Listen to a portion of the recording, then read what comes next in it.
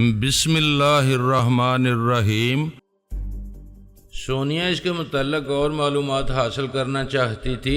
اس کے ماتحت اس سلسلے میں مصروف تھے۔ زرگام جن سے تعلقات رکھتا تھا یہ ان کے دماغوں میں جا کر ان کی اصلیت معلوم کرتے تھے۔ ایسے ہی وقت انہوں نے زرگام کو شیریں سے ملتے دیکھا، پھر وہ شیریں کے دماغ میں پہنچ گئے۔ جیسا کہ پہلے بیان کیا جا چکا ہے کہ شیریں ایک عجوبہ تھی۔ اس کے دماغ کا دروازہ سب کے لیے کھلا رہتا تھا۔ دوست اور دشمن سب اس کے دماغ میں آتے تھے، لیکن خاطر خواہ فائدہ نہیں اٹھا سکتے تھے۔ زرگام نے بھی اسے تنویمی عمل کے ذریعے اپنی معمولہ بنانا چاہا تھا، لیکن ناکام رہا تھا۔ ایک نئی بات معلوم ہوئی تھی کہ شیریں کے ساتھ اس کی ایک ہمزاد رہتی ہے۔ اس ہمزاد کا دماغ شیریں سے منسلک تھا۔ ایک پر تنویمی عمل کرتے وقت دوسرے پر بھی وہی تنویمی عمل لازمی ہوتا تھا، جبکہ بیک وقت دونوں پر عمل نہیں کیا جا سکتا تھا۔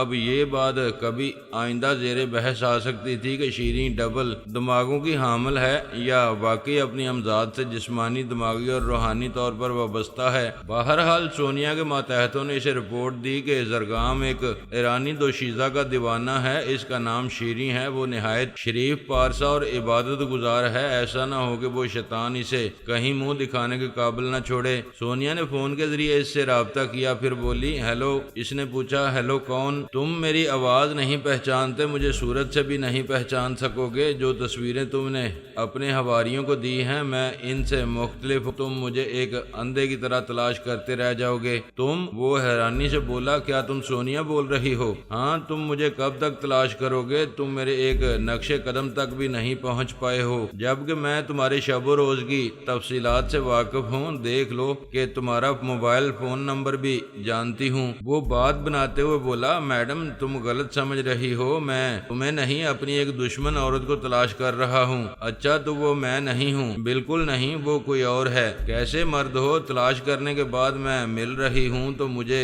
مقبرے میں سلانے سے انکار کر رہے ہو؟ کیا تمہارے اعلی کار تمہاری ماں کی تصویریں جیب میں لیے پھرتے ہیں؟ اسے چپ سی لگ گئی۔ اس نے پھر بات بنائی وہ میرے اعلی کار نہیں ہیں؟ ہاں پہلے کبھی تھے، شاید اسی لیے ان کے چور خیالات میرا نام بتا رہے ہیں۔ تم مکار ہو مگر بزدل ہو، چھپ کر مجھ پر حملہ کرنا اور مجھے قتل کر کے مقبرے میں پہنچانے کا کارنامہ انجام دینا چاہتے ہو۔ دیکھو میڈم تمہیں زیادہ خوش فہمی میں مبتلا نہیں ہونا چاہیے۔ میں تم سے بھی بڑے دشمنوں سے پنجے لڑا چکا ہوں۔ میں چاہوں تو تمہیں بھی اس مقبرے میں ابدی نیند سلا سکتا ہوں۔ پتہ نہیں تم کب ایسا کرو گے۔ میں آج ہی رات ایسا کر گزروں گی، اس خالی مقبرے میں تمہیں سلاؤں گی، بشرطے کہ تم میں اتنی مردانگی ہو کہ تم آج رات کو وہاں آؤ۔ میں آؤں گا مگر تم نہیں آؤ گی۔ تم کوئی چال چل رہی ہو اور چال سمجھ میں آ رہی ہے، وہاں تمہارے آدمی مجھے گھیرنا چاہیں گے۔ کیا میں ابھی تمہاری رہائش کا محاصرہ نہیں کر سکتی؟ میں اپنے مجازی خدا فرہاد کی قسم کھا کر کہتی ہوں آج رات اس قبرستان میں جاؤں گی اور اس مقبرے کو اندر اور باہر سے دیکھوں گی۔ اگر اپنے امریکی آقا سے انعام و اکرام حاصل کرنا چاہتے ہو تو چلے آؤ۔ رابطہ ختم ہو گیا۔ زرگام سوچنے لگا چاند کی آخری تاریخیں ہیں، قبرستان میں گہری تاریکی ہوگی۔ اگر وہ تاریکی سونیا کو چھپائے گی تو مجھے بھی چھپائے گی۔ ہم دونوں کو تاریکی میں نقصانات بھی پہنچ سکتے ہیں اور ہم اپنی حکمت عملی سے فائدہ بھی اٹھا سکتے ہیں۔ اس نے سوچ سمجھ کر پلاننگ کی۔ تقریباً 20 اعلی کاروں کو حکم دیا کہ سرے شام اندھیرا پھیلتے ہی انہیں مختلف ٹوٹی پھوٹی قبروں میں جا کر چھپنا ہوگا۔ قبریں ٹوٹی ہوئی نہ ہوں تو انہیں توڑ کر چھپنے کی جگہ بنائی جائے۔ اس نے ایسے آدمیوں کا انتخاب کیا تھا جن کی قوت سماعت تیز تھی۔ وہ ہلکی آہٹ سن کر اندازہ کر سکتے تھے کہ وہ انسانی قدموں کی آہٹ ہے یا جانوروں کی۔ تاریکی میں آنکھوں سے کچھ نظر نہ آئے تو کانوں سے کام لیا جاتا ہے۔ کچھ سر پھرے لوگ ایسے ہوتے ہیں جو پراسرار علوم حاصل کرنے کے لیے قبرستان میں چلہ کاٹتے ہیں۔ زرگام نے اپنے 2 حواریوں کو چلہ کاٹنے وہاں بھیجا۔ وہ دونوں بظاہر ملنگ دکھائی دیتے تھے، لیکن ان کے لبادے میں ہتھیار چھپے ہوئے تھے اور زرگام زرگام کو چھپانے کے لیے مقبرے کی چھت پر پہنچ گیا تھا۔ اس نے ہر طرح کے ہتھیار اپنی حفاظت کے لیے رکھ لیے تھے۔ سونیا نے جب کہہ دیا تھا تو اسے آنا ہی تھا، لیکن موت کے آنے کا وقت معلوم نہیں ہوتا۔ سونیا نے اپنی آمد کا وقت نہیں بتایا تھا۔ وہ اندھیرا ہوتے ہی آ سکتی تھی، آدھی رات کو بھی آ سکتی تھی، اور رات کے پچھلے پہر بھی وہاں پہنچ سکتی تھی۔ زرگام نے تو اندھیرا ہوتے ہی اس کے خلاف تمام انتظامات مکمل کر لیے تھے۔ خیال خوانی کے ذریعے اپنے تمام حواریوں سے رابطہ کر کے ان کی پوزیشنیں معلوم کر لی تھیں۔ انہیں جیسے احکامات دیے تھے انہی کے مطابق وہ مختلف قبروں میں چھپنے کی جگہ بنا چکے تھے۔ زرگام چھت پر لیٹا ہوا اس کا انتظار کر رہا تھا اور بیزار ہو رہا تھا۔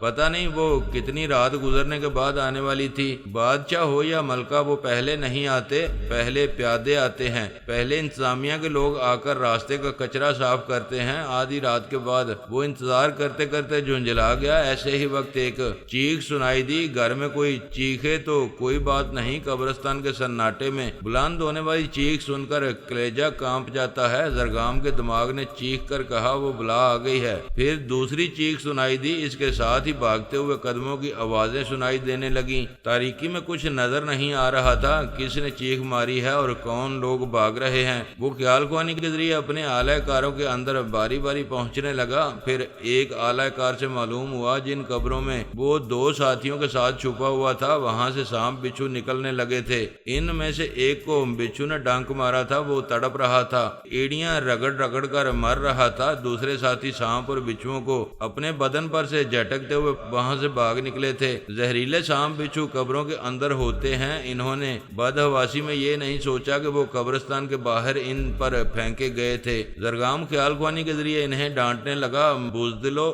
رک جاؤ، یہ دشمن کی چال ہے، وہ دہشت زدہ کر رہی ہے، تم ہتھیاروں سے ان زہریلے جانوروں کو ہلاک کر سکتے ہو۔ وہ انہیں ڈانٹ رہا تھا، اسی وقت دوسری سمت سے چیخیں سنائی دیں۔ اس کے دوسرے اعلی کار بھی دوسری قبروں سے نکل کر بھاگ رہے تھے۔ جو گھنے درختوں میں چھپے ہوئے تھے وہ پکے ہوئے پھلوں کی طرح نیچے ٹپک رہے تھے۔ سونیا کا طریقہ کار تھا، اس کے ماتحت نہ گولی چلا رہے تھے اور نہ ہی ہاتھا پائی میں وقت ضائع کر رہے تھے، بڑی خاموشی سے دشمنوں کو دہشت زدہ ہو کر بھاگنے پر مجبور کر رہے تھے۔ دو مسلح اعلی کار جو چلہ کاٹ رہے تھے وہ کھانسنے لگے۔ ان کے آگے پیچھے دائیں بائیں گیس پھیل رہی تھی، آنکھیں جل رہی تھیں، آنسو نکلتے جا رہے تھے اور وہ کھانستے ہوئے وہاں سے بھاگتے جا رہے تھے۔ انہوں نے دور جا کر اپنے لبادے میں سے ہتھیار نکالتے ہوئے کہا، چھپ کر کیا حملہ کرتے ہو؟ مرد کے بچے ہو تو سامنے آؤ۔ انہیں اپنے دماغ میں آواز سنائی دی، کسی مرد کو للکارتے ہو، تم نے تو ایک عورت کو یہاں بلایا ہے۔ انہوں نے ان کے دماغوں میں زلزلے پیدا کیے۔ وہ چیختے ہوئے قریبی قبر میں جا کر گرے۔ قبر کے اندر سے آواز آئی، یہاں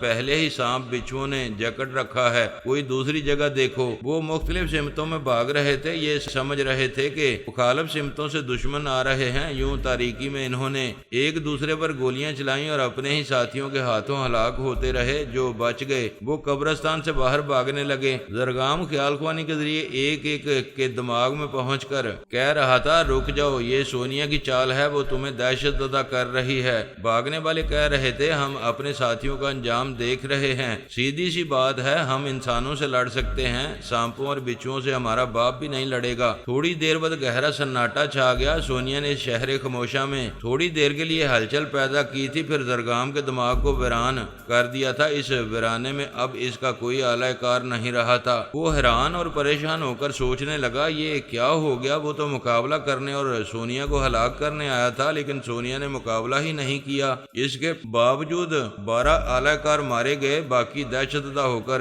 بھاگ گئے تھے اور وہ مقبرے کی چھت پر تنہا رہ گیا تھا۔ یہ تدبیر دانشمندانہ تھی کہ اسے چھت پر رہنا چاہیے۔ سونیا اس کے اعلی کاروں سے بچ کر آئے گی تو وہ اوپر سے اسے گولی مار دے گا، لیکن ایسا نہیں ہوا تھا، اور جیسا ہو رہا تھا اس کے پیش نظر وہ چھت سے نیچے نہیں آ سکتا تھا۔ کہیں سے بھی آنے والی گولی اسے موت کی نیند سلا دیتی۔ چھت پر تنہائی تھی، کوئی اس کا یار و مددگار نہیں تھا۔ نیچے موت یقینی تھی۔ اس کے پاس موبائل فون تھا، وہ فون کے ذریعے کسی کو مدد کے لیے بلاتا تو بات کرنے کی آواز نیچے تک جاتی۔ سونیا اور اس کے جانساروں کو معلوم ہو جاتا کہ اصلی اور بڑا شکار مقبرے کی چھت پر ہے۔ یہ اس کی خوش فہمی تھی کہ سونیا اس کی موجودہ پوزیشن سے واقف نہیں ہے۔ وہ سوچ رہا تھا اس کی لا علمی سے فائدہ اٹھائے گا، صبح تک وہاں چھپا رہے گا گا، پھر دن کی روشنی میں جب وہ نظر نہیں آئے گی تو چھت سے اتر کر کسی پناہ گاہ میں چلا جائے گا۔ ایسا سوچتے ہوئے ایک عورت کے مقابلے میں سبکی کا احساس ہو رہا تھا۔ وہ بڑے تم تراک اور ایک فاتح کی شان سے اسے ہلاک کرنے آیا تھا اور خود اپنے بچھائے ہوئے جال میں پھنس گیا تھا۔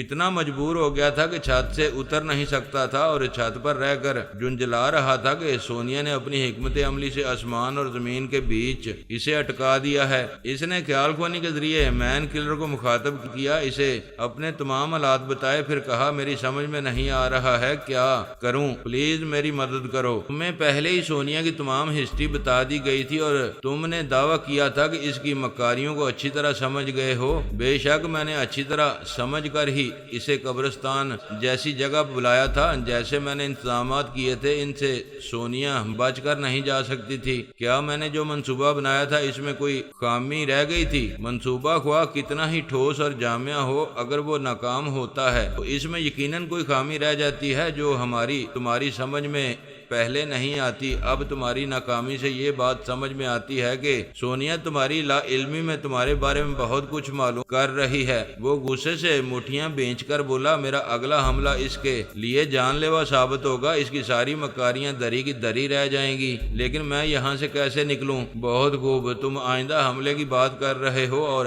اس نے تمہیں اس قابل نہیں چھوڑا ہے کہ تم چھت سے نیچے اتر سکو۔ میں نے تمہیں اسی لیے مخاطب کیا ہے کہ میرے لیے کچھ کرو، کسی طرح مجھے یہاں سے نکالو۔ تمہارے وہاں سے نکلنے کی کوئی صورت نظر نہیں آ رہی ہے۔ دیکھ رہے ہو تمہارے چاروں طرف کتنی گہری خاموشی ہے، پتہ نہیں سونیا کے جان نثار کہاں چھپے ہوں گے، اور تمہیں چھت پر ہی رہنا ہوگا۔ صبح جب دور تک کوئی دشمن نظر نہیں آئے گا تو تم وہاں سے اتر سکو گے۔ دن کی روشنی میں وہ بھی مجھے دیکھ لیں گے، یہاں سے اترنے سے پہلے ہی گولی مار دیں گے۔ تم تو بری طرح پھنس گئے ہو۔ اس کے موبائل فون کا بزر بولنے لگا، وہ نہیں چاہتا تھا چھت پر سے آواز نیچے جائے، اس نے فوراً ہی اسے آن کر دیا۔ دھیمی آواز میں پوچھا، ہیلو کون ہے؟ دوسری طرف سے آواز آئی، سونیا۔ اس کا خون خشک ہو گیا، تم واقعی سونیا ہو؟ ہاں، دیکھ لو کہ میں تمہارے دوسرے موبائل کا نمبر بھی جانتی ہوں۔ میں حیران ہوں، کیسے جانتی ہو؟ تم نے ضرور میرے کسی ماتحت کو ٹریپ کیا ہے۔ تمہارا یہ خاص ماتحت بھی اس موبائل کا نمبر نہیں جانتا ہے۔ تم نے 15 کرائے کے قاتلوں کے ساتھ ایک خفیہ میٹنگ کی تھی، وہ سب یوگا کے ماہر تھے۔ میرا کوئی جانسار ان کے دماغ میں نہیں جا سکتا تھا اور نہ ہی تمہاری یہ پلاننگ معلوم کر سکتا تھا۔ پھر تمہیں کیسے معلوم ہوا کہ میں قبرستان میں کبھی تمہیں ٹریپ کرنے والا ہوں؟ میں اپنا طریقہ کار کبھی نہیں بتاتی کیونکہ تمہارا آخری وقت آ چکا ہے اور تم زندہ اس چھت سے نیچے نہیں آ سکو گے، اسی لیے بتا رہی ہوں۔ اس نے سہم کر پوچھا، تم یہ بھی جانتی ہو کہ میں یہاں چھت پر ہوں؟ ہاں، اگر میں کہتی چڑھ جا بیٹا سولی پر تو تم کبھی نہ چڑھتے، تم اپنی پلاننگ کے مطابق خود ہی چڑھ گئے۔ میں حیران ہوں تم میری پلاننگ کے بارے میں کیسے جانتی ہو؟ تمہارے جیسے عیاش دشمنوں تک پہنچنا کچھ زیادہ مشکل نہیں ہوتا۔ تم نے شیریں کو ٹریپ کیا، اسے اپنی معمولہ بنانا چاہا۔ وہ ایک نیک پارسا اور عبادت گزار لڑکی ہے، اسی لیے تم اب تک اسے ہاتھ لگانے میں کامیاب نہیں ہو سکے۔ میں اتنا مصروف رہا تھا کہ اسے ہاتھ لگانے کا موقع نہیں ملا۔ ہم نے موقع نہیں دیا، وہ تمہاری نہیں ہماری معمولہ ہے۔ تم نے شیریں کو ایک کمرے میں بند رکھا تھا اور دوسرے کمرے میں 15 کرائے کے قاتلوں کے ساتھ خفیہ میٹنگ میں مصروف تھے۔ میں سمجھ گیا، تمہاری ٹیلی پیتھی جاننے والے میری خفیہ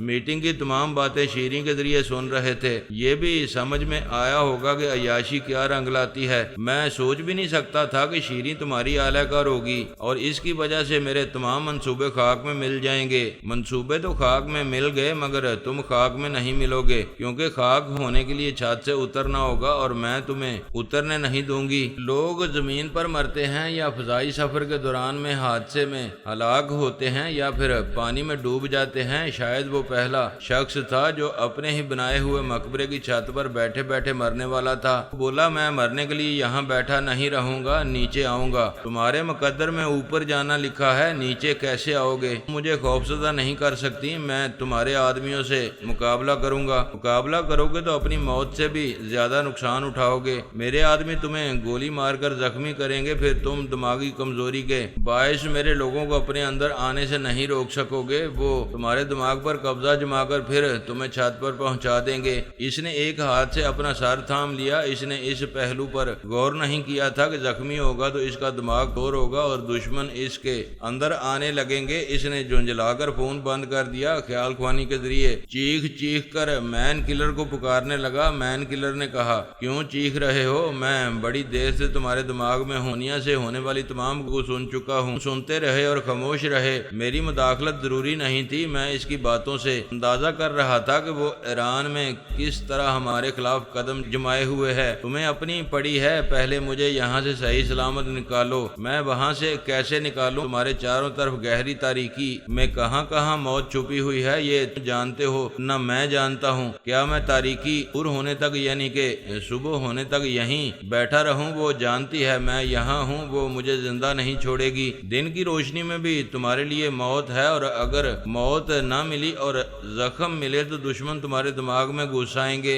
یہ مجھ سے کیوں کہہ رہے ہو؟ مجھے تو ہر طرف سے موت نظر آ رہی ہے۔ میں مدد مانگ رہا ہوں اور تم باتیں بنا رہے ہو۔ زرگام، حالات ایسے ہیں کہ دنیا کی کوئی طاقت تمہیں اس چھت سے زندہ سلامت نیچے نہیں اتار سکے گی۔ کیا کہہ رہے ہو؟ کیا اتنا بڑا ملک جو سپر پاور کہلاتا ہے، کیا مجھے ایک بلا سے نجات نہیں دلا سکتا؟ کیا تمہاری عقل کام کرتی ہے کہ وہاں سے کیسے نکل سکو گے؟ اس نے تمہیں زنجیروں میں نہیں جکڑا ہے، تم پر کوئی جال نہیں پھینکا ہے، پھر بھی تم فرار نہیں ہو سکو گے۔ تمہارے پاس ہتھیار ہیں، تم اپنی حفاظت کر سکتے ہو لیکن نہیں کر سکو گے۔ دوسرے تمہیں بچانا چاہیں گے تو وہ تمہیں زخمی کر کے تمہارے اندر گھس آئیں گے، تو پھر بتاؤ کہ تمہارے بچاؤ کی صورت کیا رہ گئی ہے؟ میرے لیے ہیلی کاپٹر بھیج دو۔ تم ایران میں ہو، یہاں ہمارے ایسے ذرائع نہیں ہیں۔ کبھی بھی فضائی راستے سے تمہاری مدد کے لیے آئے گا تو ایرانی فوجی اسے تباہ کر دیں گے۔ وہ غصے سے بولا، کیا مجھے یہاں مرنے کے لیے چھوڑ دو گے؟ تمہارے دماغ میں بچاؤ کی کوئی تدبیر آئے تم ہمیں بتانا،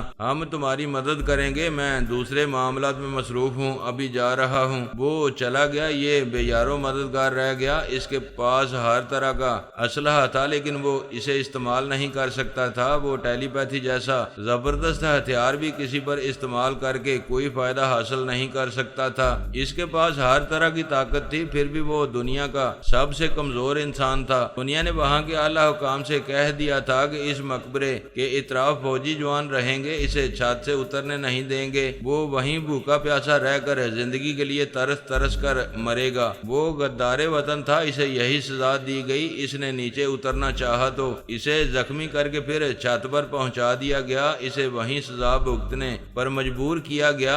آخر وہ زندگی کے لیے لڑتے لڑتے 5ویں دن ہار گیا، وہیں تڑپ تڑپ کر مر گیا۔ جتنے ٹیلی پیتھی جاننے والے دشمن تھے وہ خیال خوانی کے ذریعے وہ تماشا دیکھتے رہے اور تسلیم کرتے رہے کہ ایک بار موت سے نجات مل سکتی ہے، سونیا سے کبھی نجات نہیں مل سکتی۔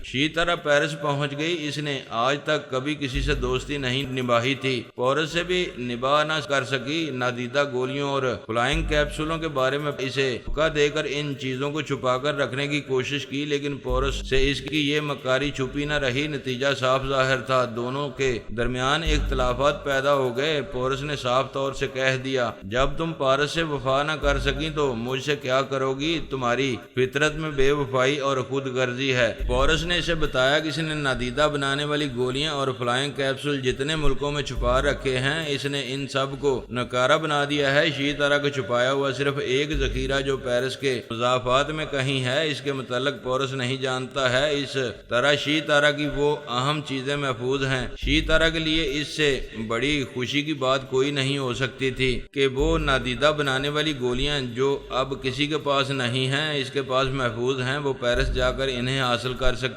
ہے، جبکہ ایسی کوئی بات نہیں تھی۔ پورس اس سے جھوٹ بول رہا تھا۔ وہ چاہتا تھا کہ وہ گولیوں اور کیپسولوں کے لالچ میں اس سے دور چلی جائے، کسی دوسرے ملک میں بھٹکتی رہے۔ اگر وہ امریکہ میں رہتی تو اس کے معاملات میں مداخلت کرتی رہتی۔ وہ گولیاں اس وقت دنیا کا سب سے بڑا سرمایہ اور دشمنوں کے خلاف سب سے بڑا ہتھیار تھی۔ انہیں حاصل کرنے کے لیے شیطرہ کو پر لگ گئے۔ وہ پہلی فلائٹ سے پیرس پہنچ گئی۔ پیرس سے تقریباً 50 کلومیٹر کے فاصلے پر ایک چھوٹا سا ٹاؤن تھا۔ وہاں ایک کاٹیج میں ایک اندھا شخص اپنی بیمار بیوی کے ساتھ رہتا تھا۔ شیتارا نے اسی کاٹیج کے ایک حصے میں وہ پیکٹ چھپایا تھا۔ وہ اس کاٹیج میں کسی اجازت کے بغیر گھس آئی۔ بیمار عورت سو رہی تھی، اندھا جاگ رہا تھا لیکن اسے دیکھ نہیں سکتا تھا۔ اس نے آہٹ محسوس کرتے ہوئے پوچھا کون ہے؟ وہ اس کے دماغ میں پہنچ کر اس کی سوچ بولی کوئی نہیں ہے، میرا وہم ہے، پتہ نہیں کیوں میرے کان بجتے رہتے ہیں۔ وہ ایک چھوٹے سے کمرے میں آئی، اس میں کاٹ کباڑ بھرا ہوا تھا، وہیں پیکٹ پڑا تھا۔ اس نے اسے اٹھا کر کھول کر دیکھا، اس میں جتنی گولیاں اور کیپسول رکھے تھے وہ سب اسی طرح محفوظ تھے۔ وہ خوشی سے کھل گئی۔ وہ اس سے ایک گولی نکال کر اسے نگل کر آزما سکتی تھی، لیکن جب تک کوئی اسے نہ دیکھتا تصدیق نہ ہوتی کہ وہ نادیدہ بن گئی ہے۔ وہاں جو شخص موجود تھا وہ اندھا تھا اور جو دیکھ سکتی تھی وہ بیمار بیچاری سو رہی تھی۔ اس نے کاٹیج کے دوسرے کمرے میں جا کر دیکھا، کوئی چھوٹا سا آئینہ بھی نہیں تھا۔ اس نے ایک کیپسول نکال کر منہ میں رکھا تاکہ پرواز کرتے ہوئے پیرس کے ہوٹل میں پہنچ جائے جہاں اس کا قیام تھا، لیکن وہ اپنی جگہ کھڑی رہی، پرواز نہ کر سکی۔ اس کا دل ڈوبنے لگا۔ وہ سوچنے لگی کیا یہ ذخیرہ بھی نکارہ ہو چکا ہے؟ لیکن نکارہ کیسے ہو سکتا ہے؟ پورس یہاں تک نہیں آ پایا تھا، اس نے یہاں دوا اسپرے نہیں کی ہوگی۔ اس نے ایک گولی لے کر منہ میں رکھی، پھر اسے نگل لیا۔ اس وقت وہ بیمار عورت بیدار ہو چکی تھی، سوالیہ نظروں سے شیتارا کو دیکھ رہی تھی۔ یہ بات سمجھ میں آ گئی کہ وہ ندیدہ نہیں ہے، نظر آ رہی ہے۔ وہ سر پکڑ کر بیٹھ گئی۔ بیمار عورت نے پوچھا تم کون ہو؟ وہ اسے ٹیلی پیتھی کے زیر اثر لے آئی تاکہ کوئی سوال نہ کر سکے۔